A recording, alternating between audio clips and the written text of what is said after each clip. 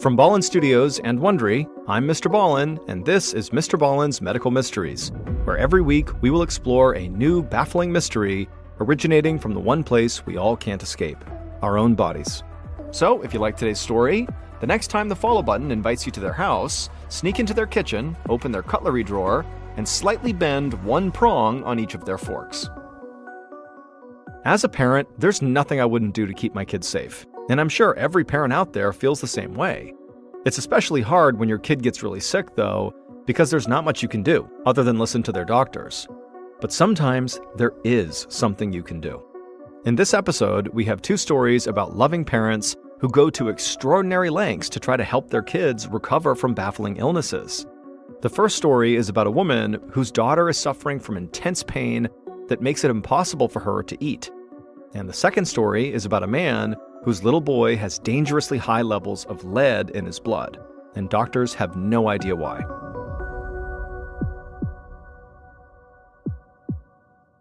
Here is our first story, called Godmother Knows Best.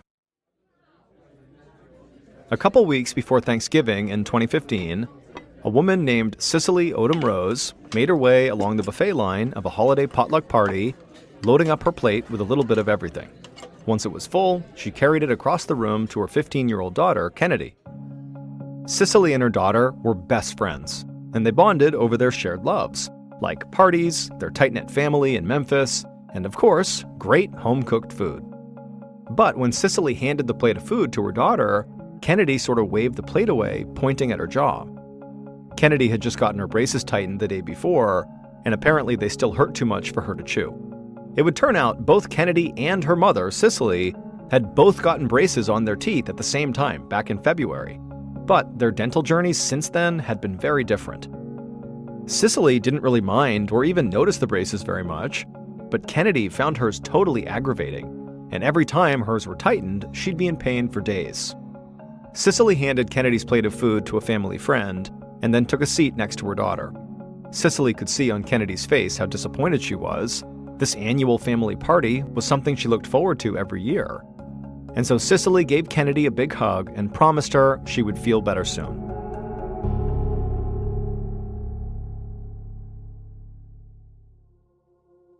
Early the next morning, Cicely awoke to Kennedy knocking on her bedroom door. And when her daughter opened the door, she looked exhausted, and she told Cicely that she actually had barely slept all night because her head was throbbing so badly. Cicely grabbed a bottle of aspirin from her bedside table, shook a few pills into her hand, and gave them to Kennedy. Cicely told her daughter to take the pills and go back to bed. A little pain relief and rest could cure anything. But a couple of hours later, when Cicely poked her head into her daughter's room, she found Kennedy curled on her side with a pillow over her head, and she would tell her mother that the pills hadn't helped and her headache was still pounding. Cicely walked over to her daughter and placed the back of her hand against Kennedy's forehead to see if she was burning up. And she did feel slightly warm, but Cicely was now suddenly more worried about Kennedy's lips. They looked swollen and inflamed. She wondered if Kennedy might have caught some sort of bug or rash at the party. Cicely got an ice pack from the freezer, wrapped it in a towel, and had Kennedy hold it to her lips to try to reduce the swelling. Then she brought Kennedy some more aspirin and also fluffed up her pillows. But as she stood to leave, Cicely's heart broke to see her daughter in so much obvious discomfort. And so she made a mental note to plan something fun for Kennedy as soon as she was better. But the next morning, Kennedy had not improved at all. Cicely found her curled up in a fetal position under the covers, looking even weaker and more haggard after another bad night's sleep. Kennedy told her mother that in addition to all these symptoms she was feeling, that at some point in the previous night, her throat had also started to hurt, and now there was a stabbing pain every time she swallowed. And so at this point, Cicely decided enough was enough. She helped Kennedy get dressed and then guided her out to the car and drove her to the nearest clinic.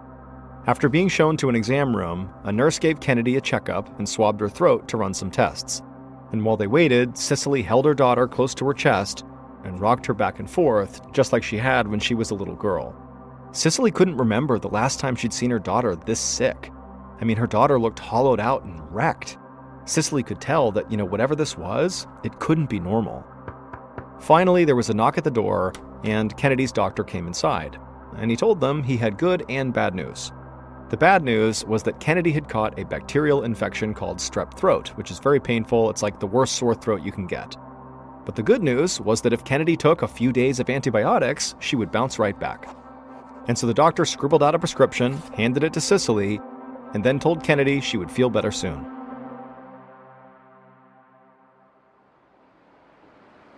But just a few days later, Cicely's car came to a stop in front of a hospital, and then she and her daughter went inside of the ER. Cicely told the doctor on duty about Kennedy's strep throat diagnosis and how she had been taking antibiotics for a few days without any signs of improvement. Then suddenly this morning, things went south. Kennedy woke up vomiting from pain, and sores had broken out all over the inside of her mouth. The doctor nodded and asked Kennedy to open up her mouth. And after she had, the doctor used a tongue depressor and flashlight and began examining the walls of her mouth and all around her tongue. Kennedy whimpered at the touch, and then eventually, at the end of the examination, the doctor swabbed one of Kennedy's sores and handed the sample to a nurse who took it to the lab. And then the doctor walked out of the exam room, leaving the mother and daughter alone. As Cicely stood behind Kennedy, stroking her hair, she wondered if the sores in her daughter's mouth might be some sort of complication from the antibiotics. Kennedy had never been allergic to medication as a child, but she knew that sometimes allergies don't develop until later in life.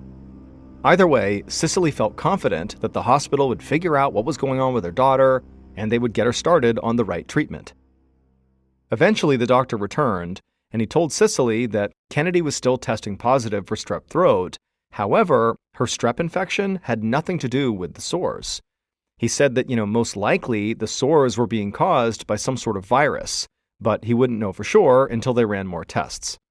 In the meantime, the doctor told Cicely that he wanted to rule out more serious possibilities, namely Stevens-Johnson syndrome, which is a rare but sometimes deadly skin disease. At hearing this, Cicely felt blindsided. She didn't understand how an ordinary case of strep throat could have anything to do with this potentially fatal condition the doctor was talking about. Cicely tried to keep her composure for her daughter's sake, but it was hard to act calm with news like this. Once the doctor left the room again, Cicely whipped out her phone and called Kennedy's godmother, Tamara. Tamara had always been a rock for Cicely's family.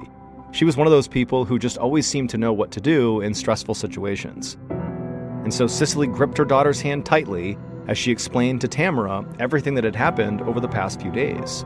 She told Tamara that she and Kennedy really needed her help because Kennedy's journey to recovery was starting to look like a rocky road. 3 months later, Cicely sat in another hospital room watching a doctor examine Kennedy's abdomen. She barely recognized her daughter's body anymore.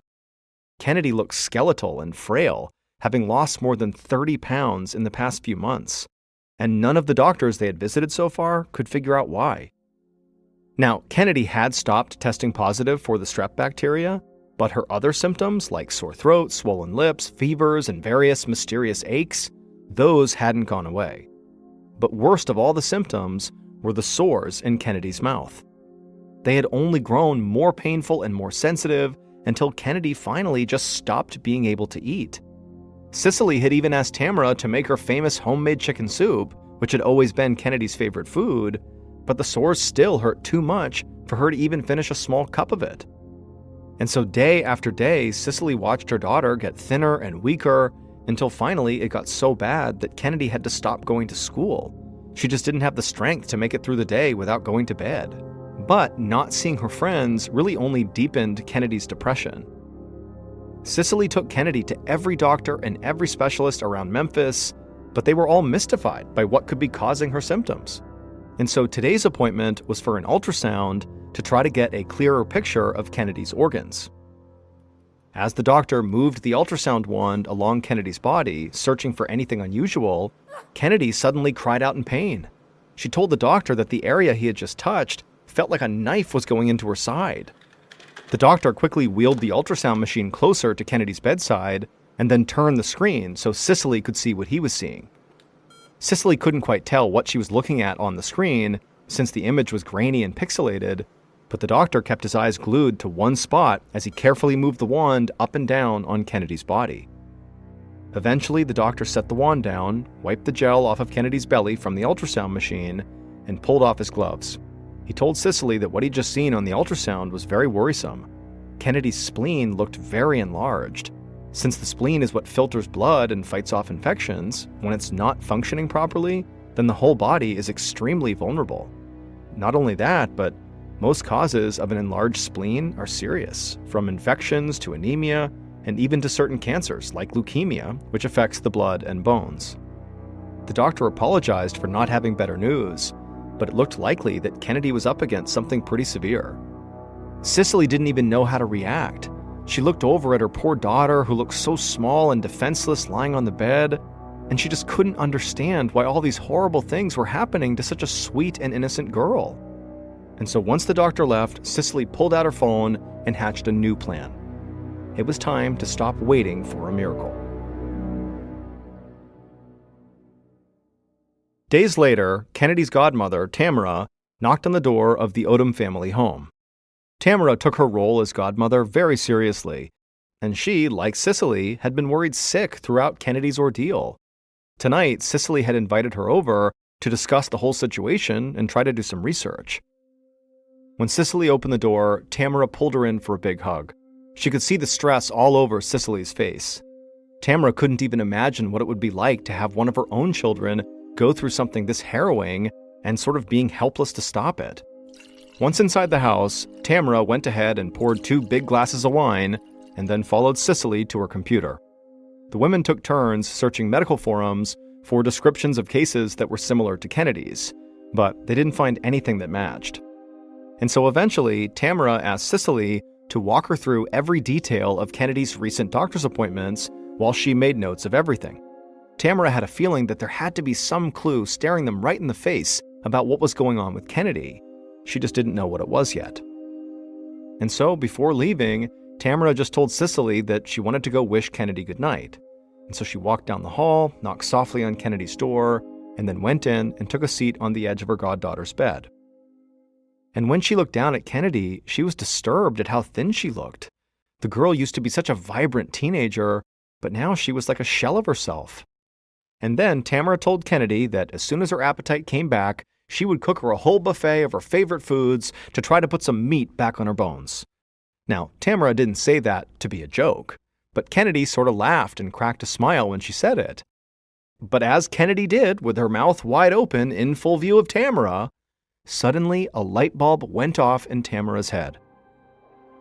She didn't know how she would prove this, but she thought if she was right about her theory about Kennedy, it would explain everything. Tamara kissed Kennedy on the forehead and tucked her back in, and then slipped out the door to go share her new theory with Cicely. Now, Cicely was skeptical. To her, the idea was too obvious to be true. She found it impossible to believe that all of Kennedy's doctors would have overlooked something so simple. Tamara agreed with Cicely that it could be a long shot, but given all that Kennedy had gone through already, they owed it to her to follow every lead. And so Cicely nodded, thanked her friend, and told Tamara she'd do some more research. Weeks later, Cicely got a call from the hospital. They told her that a specialist had been assigned to Kennedy's case, a Dr. Mitchell Godat. When Dr. Godat had heard about Tamara's new theory that she had learned after looking at her goddaughter's mouth, it gave him an idea. He thought Kennedy's enlarged spleen indicated an allergic reaction, so he asked Cicely to bring Kennedy back to the hospital so they could test different allergens on her skin. And that hospital visit would accomplish what none of the others had been able to do, isolating the cause of Kennedy's symptoms. And the cause had been staring them all in the face since day one. When the doctors told Cicely, she was speechless. Once again, Tamara had been right. That night in Kennedy's bedroom, when Kennedy had sort of laughed at Tamara talking about putting meat in her bones, well, Tamara had looked down and noticed the girl's braces were reflecting in the light of the bedside lamp, which made her wonder, what if Kennedy's braces were the issue?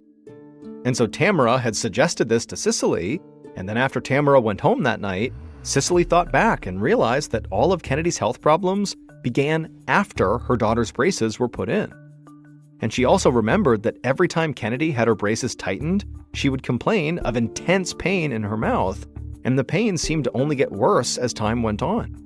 Cicely had mentioned this to Kennedy's orthodontist the first time it happened, but he told her that for some kids, braces are far more uncomfortable than for others, and it really was nothing to worry about.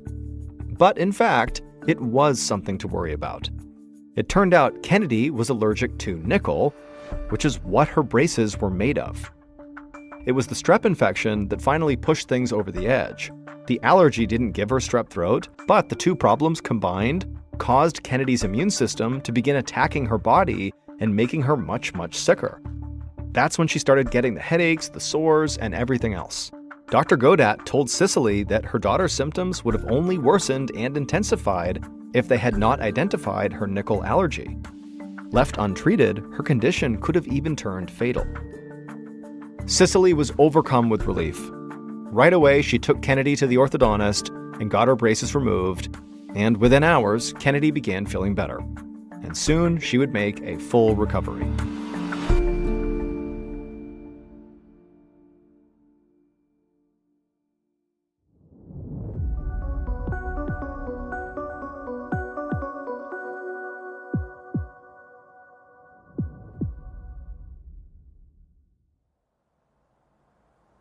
One dusty summer afternoon in 2013, a man named John Lee sighed with relief as he pulled his Jeep into the driveway of his family's home in Australia. John and his family had been on a very nice weekend getaway into the outback to camp and hunt, but the whole drive back home had been an absolute horror show. His 8-year-old son Mason would not stop fidgeting and talking and fighting with his siblings, and so it made the already very long drive back home feel twice as long.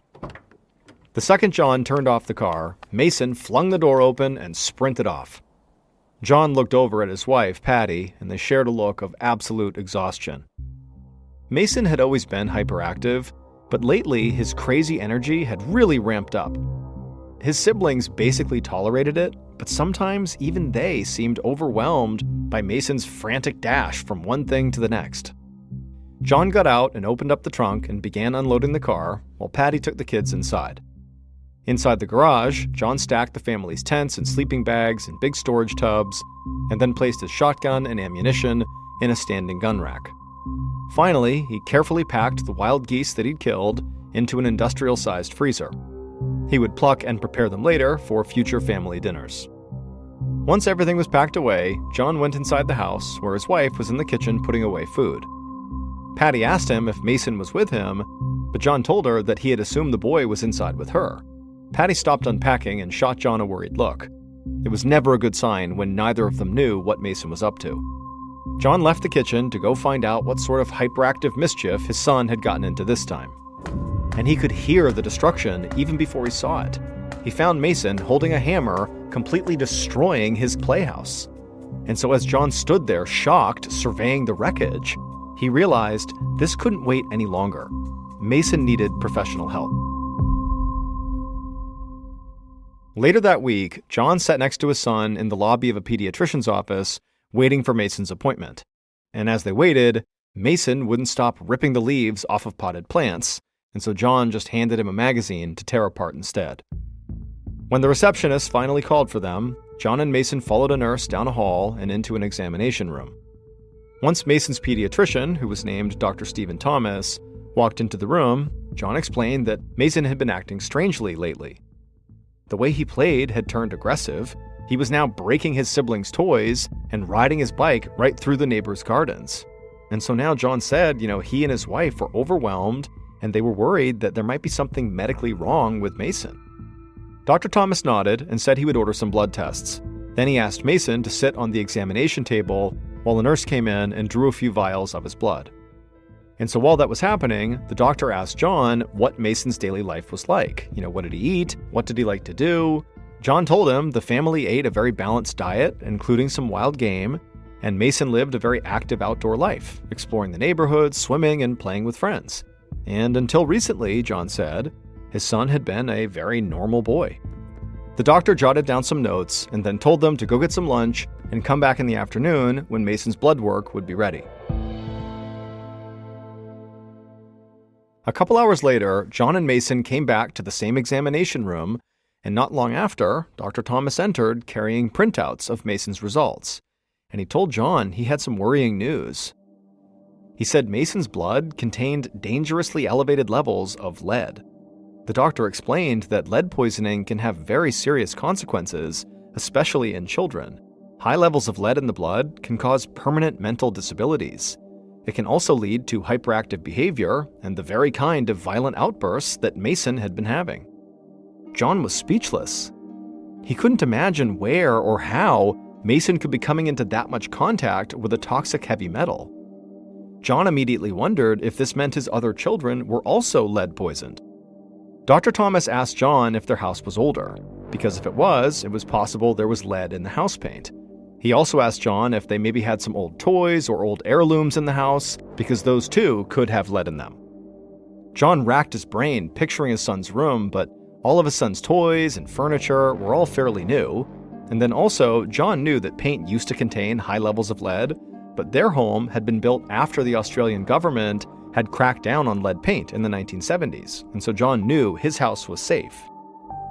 And so after telling the doctor this, the doctor just told John that it was extremely important that he find out where the lead was coming from and to take action to stop the exposure. And so John said he would talk it over with his wife and see what they could figure out. Early the next week, John returned home from running errands to find Patty inside of Mason's bedroom.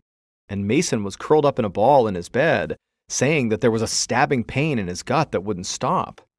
Patty told John that she had given Mason tea and some fizzy water, thinking it might help settle his stomach, but neither had helped. John couldn't bear to hear his son whimper and moan like this. The boy seemed to be in far more pain than just a normal stomach ache. So John just told Patty he was going to take Mason back to the doctor. Then he scooped Mason up in his arms, wrapped him in a blanket, and carried him out to the car. At the clinic, the receptionist waved John and Mason through to see Dr. Thomas immediately. John explained that his son had suddenly developed severe stomach pains, and so the doctor immediately sent Mason to get his stomach x-rayed. 20 minutes later, Dr. Thomas pulled up the x-rays on the computer inside of Mason's exam room. John stared at the black and white picture of his son's ribcage and his spine, and towards the bottom of the x-ray, in the middle of Mason's gut, was a scattering of small white circles. But John had no idea what they were. The doctor lowered his voice and told John he couldn't identify the quarter-inch wide objects in the x-ray either, but there were a lot of them. They were definitely metallic, and they were lodged in the lower right side of Mason's abdomen. He told John that at some point Mason must have swallowed these things, and then somehow they had gotten stuck in his intestines rather than just passing through. The doctor suspected that these objects were the things causing Mason's abdominal distress. Dr. Thomas walked over to Mason's bed and pulled up a stool and sat down, and then he asked Mason if he'd eaten anything strange recently, maybe on a dare from friends. John watched as his son opened his mouth like he was going to say something, but then Mason stopped. And then Mason just shook his head and told the doctor that nope, he couldn't think of anything like that. Dr. Thomas shrugged and gave Mason a gentle pat on the leg, and then he stood up and pulled John to the side of the room. He told John that the most important thing here was for these objects to be removed immediately. They could be responsible for the lead in his system, and the longer they stayed in Mason's body, the higher the risk that they would begin to poison Mason or cause a bowel obstruction. John was feeling totally overwhelmed, but he just asked the doctor, what are the next steps then? Dr. Thomas didn't hesitate. He said Mason would need a medical-grade enema to clean his digestive tract. This was guaranteed to flush out any foreign objects. Dr. Thomas had actually already referred Mason's case to another doctor, Dr. Joseph Malouf, who would supervise the procedure. Dr. Thomas promised John that it would be quick and not at all painful for Mason. He would just feel very full. John and Patty could even be there to hold their son's hand throughout the whole thing. A couple hours later, Dr. Malouf went to his computer and opened an X-ray image of Mason's body that was taken after the intestinal flush. And the second he saw it, his jaw dropped. None of those metallic objects had even moved. They were all still right there in Mason's gut, the same as before. Dr. Malouf zoomed into the image and studied the cluster of round objects. The fact that the flush hadn't worked actually got him thinking. All Mason's doctors had presumed that Mason had swallowed these little balls, and therefore they must be lodged in his digestive tract. But the boy's digestive tract was now entirely empty, so these things couldn't be in his intestines. So where were they? An idea slowly began to take shape inside of Dr. Malouf's mind. It didn't really make sense, but it was possible, and if his hunch was right, it would explain everything. However, Dr. Malouf realized that his idea was pretty risky. To find out if his idea was right, Mason would have to undergo abdominal surgery. But if they did nothing, then these metal objects could wreak havoc in Mason's body. And so Dr. Malouf weighed the risks and decided there really wasn't any more time to waste. They would go forward with the surgery. It was the best and frankly only thing they could do.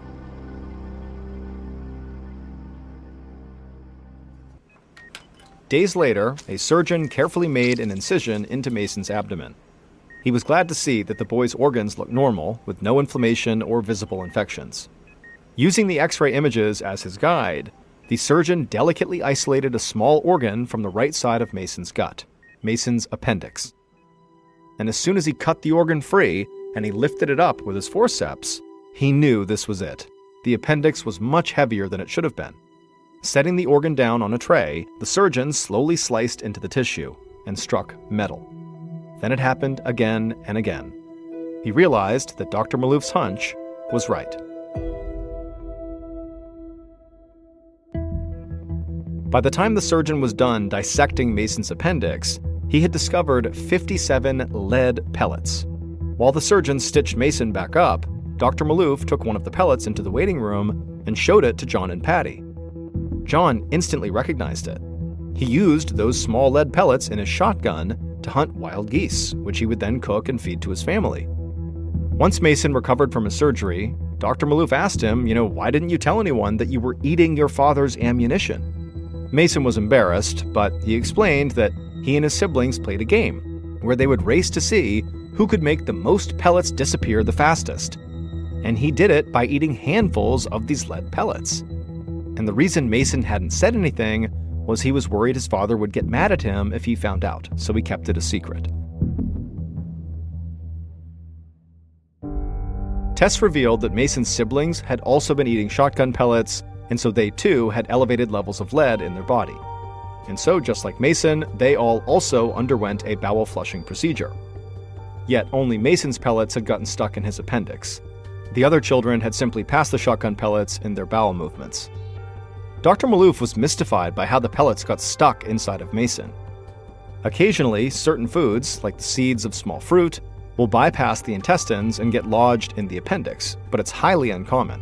For something the size of a lead pellet to end up there made no sense, and for it to happen 57 times really defied all logic. Dr. Malouf never did figure it out, but fortunately, Mason still made a full recovery, and gradually his lead levels decreased back to normal. But Dr. Malouf urged John to keep a closer eye on his ammunition, and to switch to pellets not made with the poisonous metal. Crime that would eventually put Timothy Evans on death row was horrific. But when you take a look at Timothy Evans' past, it's not really a shocker that his life played out the way that it did. Before Timothy was even born in 1924 in the southern end of Wales, his father had abandoned him and his siblings and his mother. And because Timothy's mother made almost no money, when Timothy was born, he was effectively born into poverty. As a young child, Timothy really struggled to learn how to speak properly, and then in school, he just really struggled to keep up with his peers. To make matters worse, when Timothy was 8 years old, he contracted tuberculosis of the skin on the underside of his right foot. This condition is not necessarily fatal, but it causes these large, painful blisters that take a really long time to go away, even with treatment. And because Timothy's outbreak was on the underside of his foot, it made walking nearly impossible. And so for a few years, starting when he was 8 years old and he was diagnosed with tuberculosis of the skin, Timothy had to miss huge chunks of his schooling to get medical treatment. And then other times he was missing school simply because he couldn't walk. And considering how poorly Timothy was already doing in school, these huge extended absences were totally catastrophic for his education. In fact, later in life, it would be determined that Timothy's IQ, which is a way to measure people's intelligence, was somewhere between 60 and 70, which is very low and put him in the range of having an intellectual disability. Not long after his tuberculosis of the skin diagnosis, Timothy would remain in school despite all of these absences and despite how difficult it was for him, but his real focus would shift from getting an education to trying to find work in order to help provide for his family, who were very poor. And Timothy was willing to do just about anything for money. For example, when he was only 13 years old, he became a coal miner, one of the most dangerous jobs on the planet at the time and still today. But despite Timothy's willingness to do these really challenging jobs that often paid very little, he would always eventually get fired, or he just would not get the job in the first place. He would be rejected. And always it was because either one, he had a flare-up of his tuberculosis on his foot, which made it impossible to walk, and so he couldn't go to and from his job, and so he'd be let go, or it would be because of his illiteracy, and the job just could not take someone in that could not read, write, or really even speak very well. Or in some cases, like when Timothy tried to join the military when he was 18 years old and World War II was raging and all of his peers are going off to fight the war, well, when he tried to enlist, the military said, we can't take you because you are illiterate and because of your foot. This constant cycle of rejection and embarrassment really made Timothy quite cynical. He felt like he just didn't belong anywhere. And so at some point, perhaps as a coping mechanism, Timothy began to lie. He'd make up tall tales about the adventures he'd been on and all the influential people he knew and the superhuman skills he possessed. Now, most people who knew Timothy didn't believe any of the stories he told, but every now and again, some people actually did. And for Timothy, that little sliver of respect he would get in that moment, even though it was built on a lie, on an illusion, it was incredible for him. He didn't get that anywhere else in his life. And so he kind of became addicted to telling these lies. Fast forward to 1947, Timothy was 23 years old, and he was still living with his family, who had left Wales and had moved to London, and they were living in a very, very poor and dangerous neighborhood. At the time, Timothy had managed to get a job as a delivery driver and had yet to be fired from it, and on one of his daily routes around the city, he wound up meeting an 18-year-old girl named Beryl Thorley, who he really took a liking to. Now, according to people who knew Beryl, she apparently, like Timothy, had a very low IQ. And so Beryl and Timothy, they meet on one of Timothy's routes, and they immediately hit it off and they start dating. And by the end of that year, they were married. They initially lived inside of Timothy's family's apartment, but when Beryl became pregnant in early 1948, she and Timothy pooled what little money they had, and they got an apartment of their own. Their new apartment was terrible. It was tiny, it was dirty, it was located in an even more dangerous neighborhood than where Timothy's family lived, but it was good enough for them, at least at first. Once Beryl gave birth to their daughter, Geraldine, suddenly their cramped living quarters seemed impossibly small for a family of 3. And they were already extremely tight on money, and now adding a baby to the mix, they really just did not have enough money to survive. Timothy immediately tried picking up extra work wherever he could, but once again, his illiteracy and his foot, or a combination of the two, held him back. And so it wasn't long before the couple was forced to start taking out these awful high-interest loans that they knew they would never be able to pay back. So they are permanently saddled with debt. They know it. And these loans are only enough to barely get by. This is not enough to move out. This is only enough to stay in their squalid and awful conditions. And so as their debt piled up, in conjunction with all the stresses of being new parents and living in this really cramped space, it wasn't long before Beryl and Timothy's marriage just totally started to erode. It started with daily arguing over one of their many hardships, but it quickly escalated to full-blown physical confrontation that often was so loud that passerby outside in the very busy street would hear, coming from the 3rd floor, Timothy and Beryl screaming and yelling and punching each other, to the point where people outside literally stopped and just looked up, wondering what was going on up there. As Timothy's world seemed to just kind of crumble all around him, he at first turned to a coping mechanism he had used for most of his life, and that was just to lie about his current situation. He would tell people who would listen that he and his wife and his kid were doing great and everything was fine. But, behind closed doors, that wasn't true at all, and so that coping mechanism really didn't do a lot for him. And so Timothy eventually turned to alcohol to cope with his misery. But the alcohol would only make the situation worse because it was yet another thing for his wife to be mad at him about, and he was depressed all the time, and it was eating away at their non-existent budget to pay for all this alcohol. And so Timothy would turn to yet another source for comfort, but it would be a very unlikely source of comfort. It would be his downstairs neighbor, John Christie. And the reason his downstairs neighbor was so unlikely was because John could not have been more different from Timothy. John was nearly double Timothy's age. He was incredibly smart, and he was respected not only by his peers, but really by the community. And that respect came from the fact that John had served during World War I and been right on the front lines, and had nearly been killed during a mustard gas attack when he was fighting in the trenches. And then after the war was over, John would come back to London, and he would become a police constable for quite a while, and then after retiring from the force, he became a post office clerk.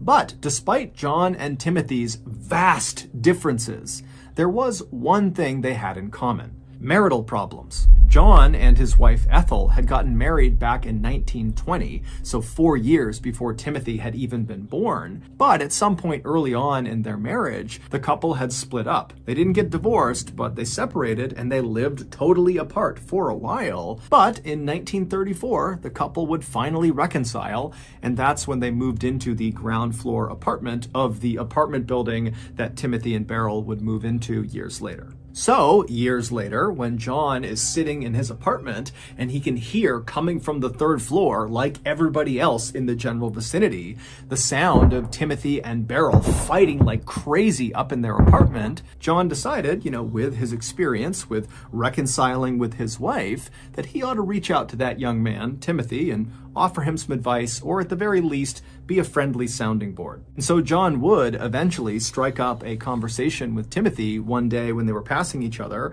and Timothy was at a place in his life where he was looking for friends. He didn't have any friends. And so John, to come into his life at this point, was really good for Timothy, and so very quickly those two struck up a friendship. But this friendship was not really peer-to-peer. It was more like father to son or mentor to mentee, where Timothy really looked up to John. I mean, Timothy had never had a father in his life, and so John kind of became that. And John looked at Timothy with a lot of empathy. He could tell this was a man who was, not very bright, and he was in way over his head with debt, with this marriage, with parenthood, everything. And so John tried hard to kind of coach and guide Timothy as he navigated this very rough time in his life. And their relationship likely could have had a really positive effect, not only on just Timothy's mental health, but also perhaps on the state of Timothy and Beryl's marriage. But it was not long after John met Timothy that Timothy found out Beryl was pregnant with a second child. This was terrible news for Timothy. He knew they absolutely could not afford another child. As it was, they couldn't afford the current child they had. They couldn't afford anything. And in the United Kingdom, abortions were illegal, so there was no way to terminate this pregnancy. And so, totally desperate and terrified, Timothy turned to John for guidance. And John would later recall on the witness stand during Timothy's trial that, John did his best to try to console and comfort and tell Timothy that everything was going to be okay. You'll get another job. You'll take out another loan. It'll all work out. But, as John would say on the witness stand, his words didn't have any effect on Timothy. Timothy, by the time he came to John, was totally inconsolable, he was desperate, and he was unhinged. And so John started to suspect that Timothy might do something really drastic to make his troubles go away. And John would be correct.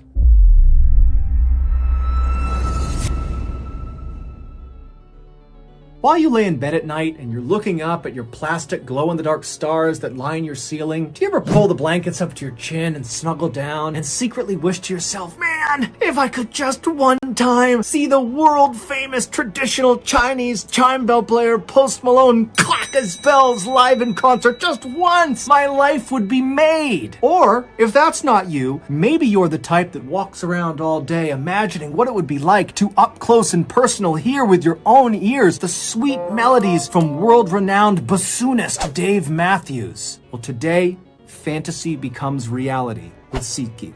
SeatGeek is a ticketing app that makes buying tickets to these incredible exclusive events super easy. Just last week, using their sweet app, I snagged front row tickets to Celine Dion's special tuba and snare drum performance. But whatever you're into, whether it's music, sports, comedy, festivals, SeatGeek has the tickets. Also, SeatGeek wants you to get an excellent deal. So when you're on their app, if you see green dots, that means good deal. You see red dots, that means bad deal. And today, SeatGeek is offering a great deal to all of you. Use code MrBallen for $20 off tickets at SeatGeek. That's $20 off your first purchase with promo code MrBallen. Make sure you click the link in the description to download the app.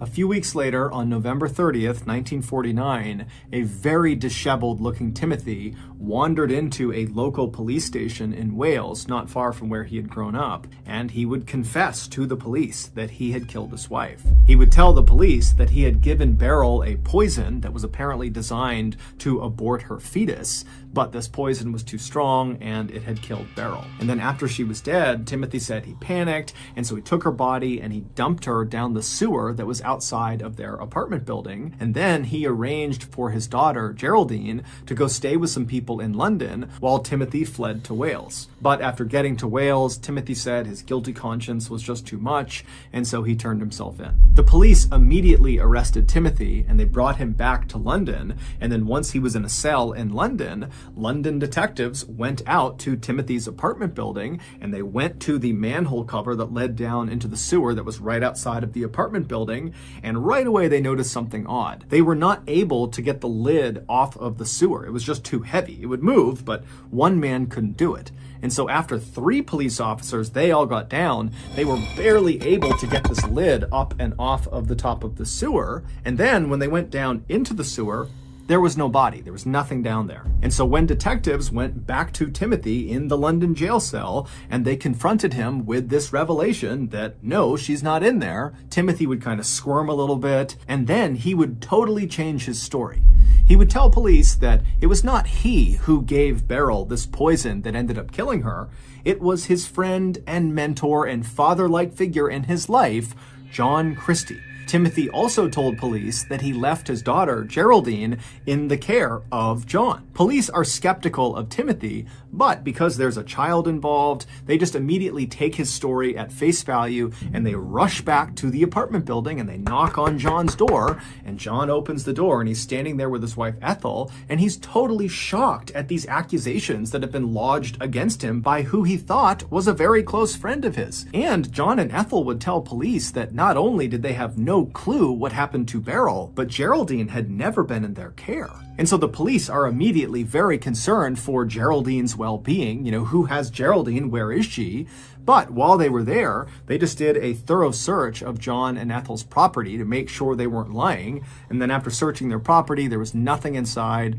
But when police left John and Ethel's apartment and began searching the outside of the property, an area that they had briefly searched when they were there earlier looking in the sewer, but now they're doing a much more thorough search. And during this thorough search, they find this shed that was located in the backyard of this big apartment building, and inside of this shed, wrapped in blankets, are the bodies of Beryl and her 13-month-old daughter, Geraldine. They had both been strangled to death. After processing the crime scene, the police went back to the jail where Timothy was being held, and they would tell him what they discovered at the property, and Timothy had a very muted response to it. And then when one of the detectives asked Timothy point blank, "Are you responsible for both your wife and your daughter's deaths?" Timothy would say yes. And then during a follow-on interrogation, Timothy would confess that he had been in a heated argument with his wife over money. And at some point during this fight, which got very physical, he strangled Beryl to death. And then 2 days later, he strangled his daughter to death. And then after dumping their bodies in that shed outside, he fled to Wales. Timothy would actually recant that final confession, but it really didn't matter because when he went to trial a little over a month later, the jury just did not believe that Timothy did not do it. And so very quickly, they convicted him of murder and they sentenced him to death.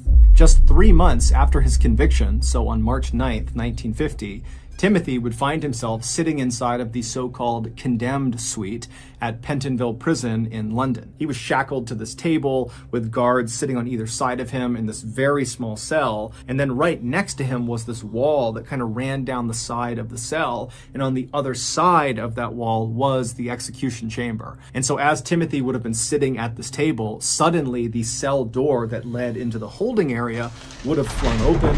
The execution team would have rushed in and grabbed Timothy and stood him up before he could run or fight back. And then before he knew it, he'd be pushed over to the door that went through that wall into the execution chamber. Once that door was open, Timothy only would have had maybe a couple of seconds to take in what he saw. And it would have been this pale green square room with a noose dangling down from the ceiling. And right below it was an obvious mechanical trap door. And off to the side of the room was a lever that the executioner would actually pull to open up that floor and send the prisoner falling down into the pit below. And so Timothy, he would have taken this in just for a second. His heart would have been racing, and before long, he would have been standing on this trapdoor. The noose would have come down. They would have tightened it to his neck. A bag would have been placed over his head. All the guards would have pushed to the walls, and then before Timothy could even say or do anything, the lever was pulled, and he dropped down into a 12-foot deep brick-lined pit where he would dangle by his neck until he died. This gruesome ending should have been the end of an already very gruesome story, but it wasn't. Not even close. 3 years after Timothy's execution, a man named Beresford Brown moved into the same ground floor apartment that John Christie and Ethel had shared. John had moved out just a couple of days earlier. And so Beresford, he moves into this apartment. It's totally dirty. It's not well kept. And so Beresford decides that he's going to fix the place up. And the first thing he's going to do is he's going to tear down all of the old wallpaper in the kitchen and replace it. And so he goes into the kitchen, he starts tearing down the wallpaper, he makes his way into the kitchen pantry, he starts pulling the wallpaper down in there, and at some point when he pulls one strip of paper all the way to the ground, he sees towards the bottom of this wall inside of his pantry where there are no shelves over it, behind the wallpaper, there is obviously a door, just a small door. It almost looks like the entrance to a crawl space. And so Beresford is totally intrigued, why would there be this door behind the wallpaper in the pantry? And so he rips off the remaining wallpaper over this little door. He finds the handle and he forces it open. And what he sees inside of that little room would haunt him for the rest of his life. 3 years and 4 months earlier, when Timothy discovered that his wife Beryl was pregnant with their second child, Timothy really did go to his friend John for guidance. However, this is where the story takes a turn. When Tim came to John, who was medically trained from his time in the military, he would tell Tim, hey, I can perform an abortion on Beryl if you want me to. Timothy immediately thought this was a great idea. And so totally relieved, thinking his problems are now all solved, he left John's apartment and ran upstairs to his own. He told Beryl about how John could perform this procedure for them. Did she want to do it? And Beryl said, yeah, let's do it. Now, we don't know exactly what happened next, but the running theory is that sometime in November of 1949, Beryl and Geraldine left their apartment on the 3rd floor and went down to the 1st floor, John's apartment. And when they got there, it was just John. John's wife Ethel, she was gone for the day. As for Timothy, he also was not present for this procedure, but he likely knew it was happening. So Beryl and Geraldine, they walk inside of John's apartment, and pretty quickly, Beryl finds a place, or maybe John finds a place to put Geraldine in the apartment where she's safe. And then John ushers Beryl over to this chair. It's like his makeshift medical chair, and he tells her to have a seat. So she sits down, and John goes over and gets this device. And now this device, it looks like a glass jar filled with clear liquid, and then poking out of either side of it are these black, thin, hollow tubes that come out and connect at this kind of makeshift mouthpiece. And so John, he walks over with this device and he hands the mouthpiece portion of this device to Beryl, and he says, here, put this on your mouth and start breathing it in. There's a gas I produce that kind of numbs the pain as I do this procedure to you. And so Beryl did as she was told. She took this mouthpiece and she put it over her mouth and her nose, and she began breathing deeply. And as she did that, John grabbed a chemical and he began slowly pouring it into the glass jar where these tubes were coming out of.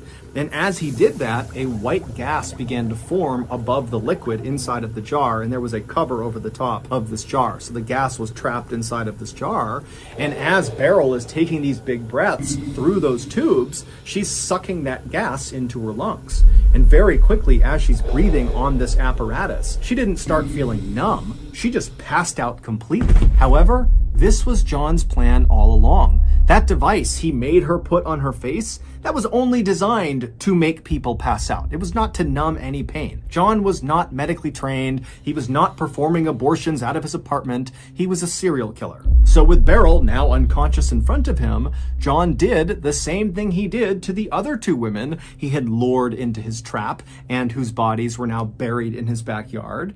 He began having his way with Beryl.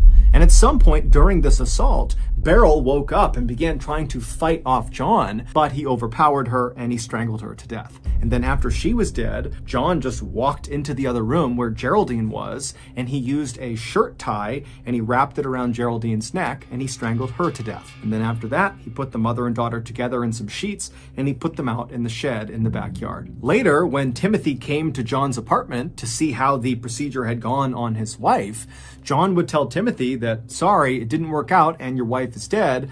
Don't worry, I'll look after your daughter and make sure she's taken care of. You need to flee London and go to Wales now. And so Timothy, without really asking any questions, would do as he was told and he would flee to Wales. But a little while later, when he tried to check in with John about how his daughter was doing, because he had no idea where she was or who she was with, John would just not let Timothy see her.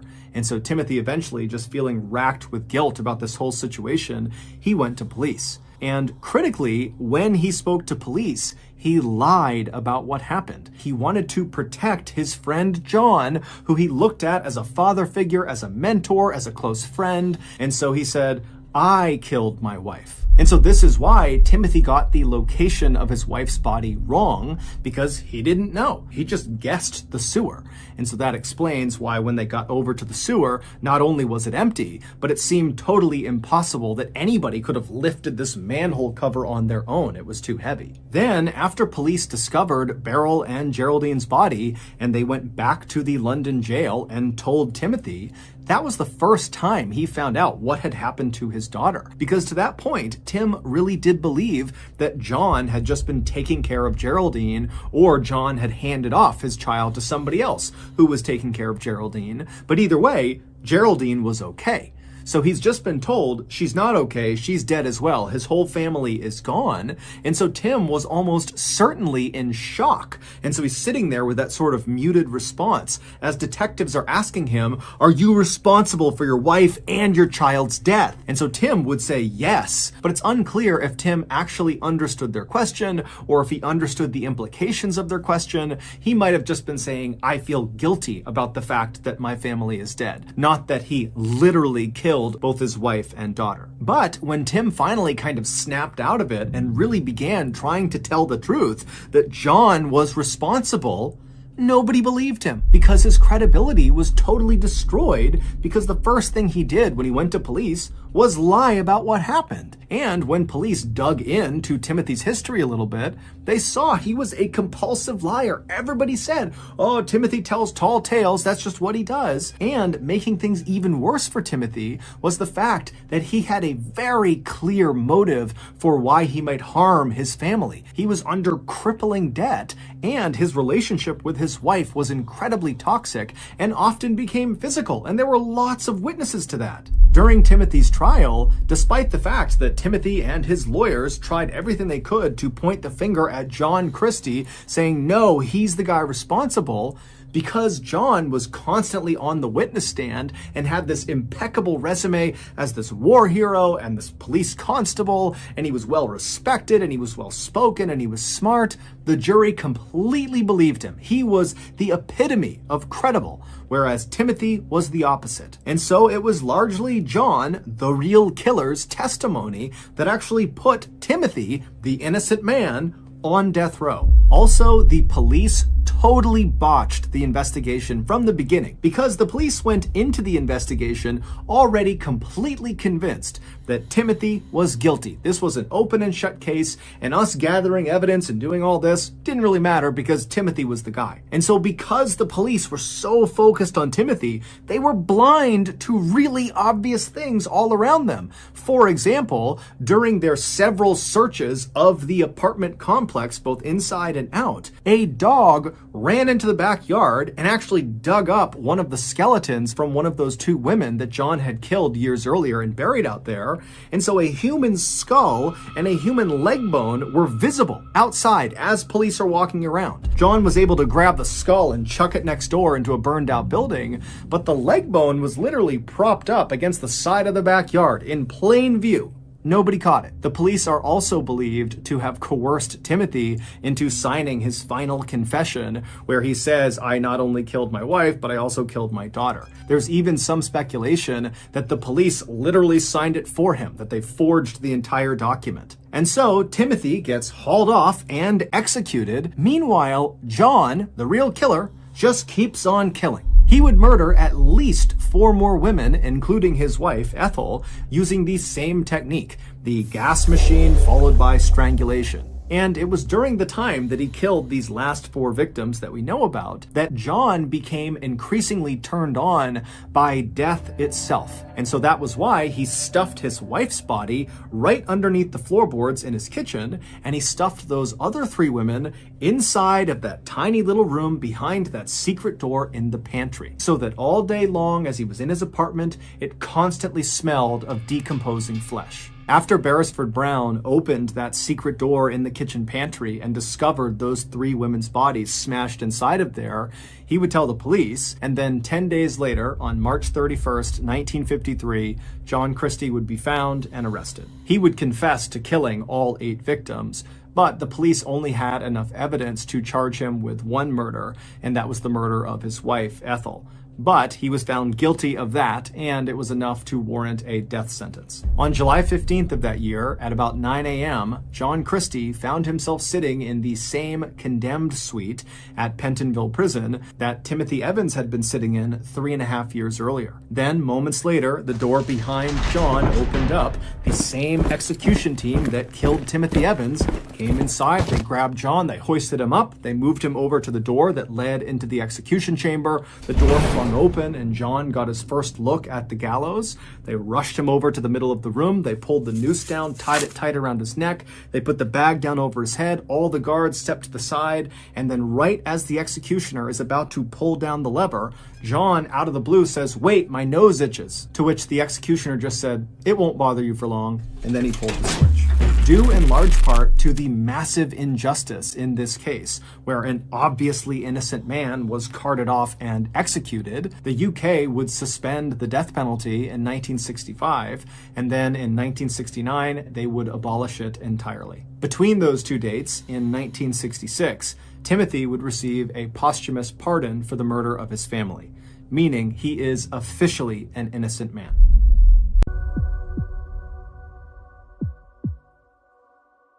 This episode is called Dead Tired.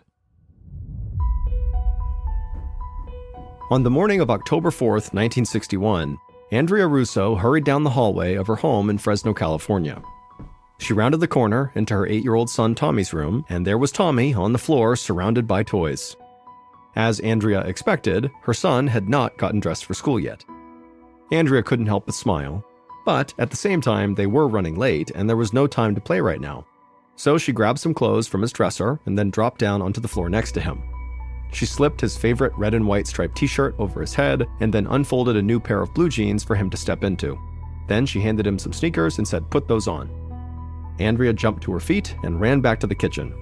There, she grabbed 2 slices of bread and stuck them in the toaster, and when the toast popped back up, Andrea put the slices on a plate and sprinkled them with cinnamon and sugar, her son's favorite breakfast. With her son's breakfast in one hand, Andrea grabbed Tommy and led him out to the car, his shoes still untied. She helped her son climb into the back seat and then handed him his toast. As Andrea drove her son to school, she passed by huge fields of lush farmland where tomatoes, barley, and almonds were growing.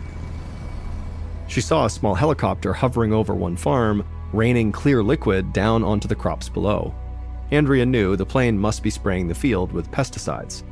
For her, this was a familiar scene. Fresno was an agricultural town. But when Andrea turned around and looked into the back seat to check on Tommy, she saw him staring at the helicopter with wide eyes, shoving the last bites of cinnamon sugar toast into his mouth. He'd seen large industrial spraying machines before, but this helicopter was new and interesting. Andrea continued down the road away from the farm.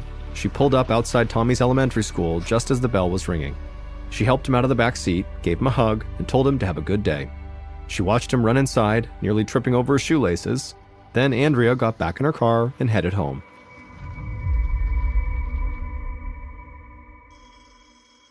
A few hours later, Andrea was in the laundry room folding Tommy's clothes when the telephone rang. She ran to the living room and picked up the call, and it was Tommy's teacher. The teacher sounded very concerned. She said that something seemed very off about Tommy.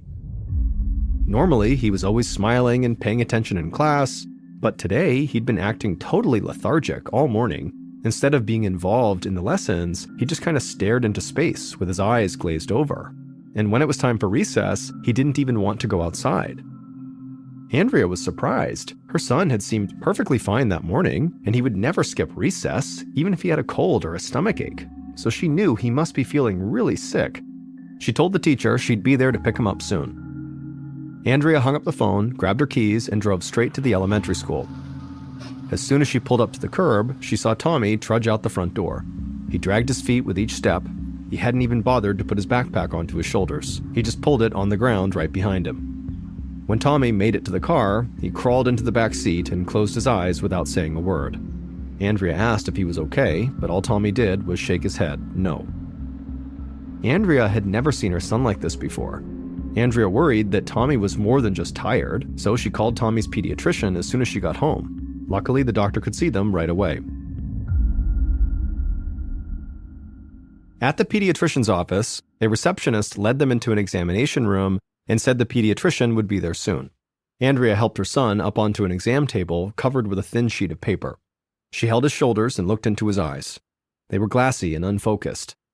As soon as she let go of his shoulders, he laid down sideways on the exam table and shut his eyes. Andrea didn't know if she should wake him up or let him rest, but before she could decide, the doctor knocked softly on the door and then came into the room. The doctor was an older man with dark hair, the same pediatrician Tommy had had since he was a baby. Andrea was relieved to see a familiar face. She told the doctor about her son's sudden exhaustion that day and how his teachers were very concerned about him. Then she gently shook Tommy's shoulder and gradually he sat up. The pediatrician gave Tommy a quick examination. He checked the 8-year-old's pulse, his blood pressure, and temperature. He looked down the boy's throat and shined a light in his eyes. Then he turned to Andrea and said that all of Tommy's vital signs seemed normal. He didn't think there was anything to worry about. Tommy was probably just tired, so she should take him home and let him rest. Andrea hesitated. Tommy had never acted like this when he was just tired, so she had a nagging suspicion that something else might be going on here. But at the same time, she wanted to believe this doctor, so she ultimately just followed his advice. Andrea brought Tommy back out to the car and drove home. About 20 minutes later, she pulled into their driveway and walked around the car to help her son out of the back seat. However, when she opened the back door of the car, Tommy didn't even open his eyes. Andrea asked Tommy if he was okay, but he seemed confused, like he could barely form a thought. He was even more out of it than he had been earlier. Very concerned, Andrea got into the front seat and sped right back to the doctor's office. She parked her car, grabbed Tommy out of the back seat, and carried him inside. It had been less than an hour since they'd left, and the receptionist looked confused to see them again. But Andrea told her that they needed to see the doctor again right now. This was an emergency. The receptionist nodded and ran to get the doctor. But then suddenly, Tommy blurted out that he had to use the bathroom, and he got up and ran to the restroom so quickly that Andrea couldn't keep up. Tommy flung open the door and slammed it shut. From outside in the hall, Andrea could hear her son retching. Tommy vomited, and then he had diarrhea. When he came out of the bathroom, he looked absolutely miserable. By this point, the doctor had come out into the waiting area. He and Andrea helped Tommy walk to the exam room, and as soon as they got inside, Tommy collapsed onto the table, barely conscious. The doctor's eyes went wide. He raced over to Tommy and checked his vitals again. Then he turned to Andrea and told her Tommy's heart rate was extremely high. She asked him what was wrong, and he just shook his head. He had never seen anything like this before. But the doctor did say he knew someone who might be able to help. His name was Dr. John Conrad, and he was the leading pediatrician in the Fresno area, and he specialized in pediatric allergies. If anyone could identify what was causing Tommy's rapid decline, it was him. The doctor rushed out of the room to call Dr. Conrad, leaving Andrea alone with Tommy. Andrea felt so helpless. Her son was becoming desperately ill, and she couldn't do anything except watch as his eyelids fluttered and he struggled to breathe. Across town, Dr. John Conrad held the phone against his ear and jotted down the symptoms Tommy's pediatrician described. Dr. Conrad was an older man with white hair and clear-rimmed glasses. He'd spent many years practicing pediatric medicine and felt like he'd seen it all already. And as he eyed the list of symptoms he had just jotted down, he actually immediately came up with a theory about Tommy's illness. He suspected that the 8-year-old might have type 1 diabetes and could be on the verge of falling into a diabetic coma. Type 1 diabetes usually shows up during adolescence, but it can strike younger children too, and the symptoms can arise very suddenly. People with diabetes can't properly digest sugar, and so something as simple as eating a sugary breakfast or going too long without a snack can send them spiraling toward a diabetic coma. Dr. Conrad told the pediatrician to send Andrea and Tommy to the Valley Children's Hospital in Fresno, and he would meet them there. Dr. Conrad then immediately called that hospital and asked the staff to be ready to test Tommy for diabetes as soon as he and his mother arrived. Then Dr. Conrad ran out to his car and made his way to the hospital. Valley Children's Hospital was a single-story brick building that was lined with trees. When Dr. Conrad walked inside, a nurse with a long ponytail and blue scrubs approached him. The nurse told him that Andrea and Tommy were already there, and the diabetes test that Dr. Conrad had requested had come back. The results were negative, meaning whatever was happening to Tommy was not type 1 diabetes. And that wasn't all. As they walked towards Tommy's room, the nurse said they'd run other blood tests in addition to checking for diabetes. Now, most had come back normal, but Tommy's white blood cell count was extremely high, which meant his body was clearly fighting off something. Dr. Conrad thought about this. Most likely, Tommy was fighting off an infection, maybe in his intestinal tract, that would explain the vomiting and diarrhea. Dr. Conrad felt like he might be onto something, but he would need to examine Tommy himself to figure out more. Tommy was curled up in the hospital bed when Dr. Conrad came in. His mother hovered over him, looking totally exhausted and terrified. When she saw Dr. Conrad come in, she ran over, clasped his hand, and said how happy she was to see him. The doctor could feel the young mother's fear in her handshake, and it made him even more determined to get to the bottom of Tommy's illness as quickly as possible. Tommy almost looked like he was sleeping, except that his hands and feet were twitching. Dr. Conrad checked his pulse, and Tommy's heart was still racing. The doctor asked Tommy how he was feeling, but Tommy seemed too confused to even speak. In fact, he could barely even open his eyes. And when he did, Dr. Conrad saw that Tommy's pupils had constricted into 2 tiny black dots. The doctor wasn't sure what to make of the muscle twitches and the constricted pupils, but he still thought that Tommy might have an intestinal infection, so he wanted to examine the 8-year-old's abdomen. Dr. Conrad moved the blankets out of the way and very lightly pressed on the boy's belly, and immediately Tommy screamed in agony. The doctor pulled his hand away reflexively. The severity of Tommy's reaction really surprised him, but it also made an intestinal infection seem much more likely. Dr. Conrad wondered if maybe Tommy had consumed a relatively common bacteria called Shigella that often spreads in places like elementary schools. Thinking this could be the answer, Dr. Conrad asked hospital staff to run a test for Shigella because as soon as they got confirmation that that was what it was, they could begin treating Tommy. But 2 hours later, Dr. Conrad sat in the hallway outside of Tommy's room, and read over the test results. Tommy had tested negative for Shigella infection. Dr. Conrad shook his head as he reviewed Tommy's symptoms.